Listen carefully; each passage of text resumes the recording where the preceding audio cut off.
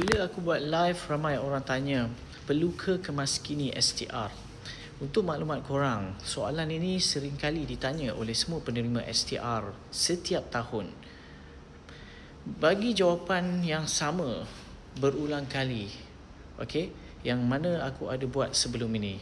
Aku mengatakan, sekiranya tiada apa-apa perubahan yang perlu korang lakukan, tiada penukaran status, tiada penambahan anak, tiada penambahan data-data yang korang perlu update, tak perlu korang lakukan. Tetapi kalau sekiranya korang ada salah satu ini, ataupun korang ni dah lama tak update, 3 tahun berturut-turut sebagai penerima bantuan ini, maka korang perlulah update. Ini jawapan yang ringkas. Kalau korang nak cakap korang nak update email, update lah, itu kemaskini lah. Korang nak tukar nombor phone, update lah tu. Korang nak tukar nombor akaun bank kan, daripada komen dulu dengan akaun bank sekarang, update lah tu.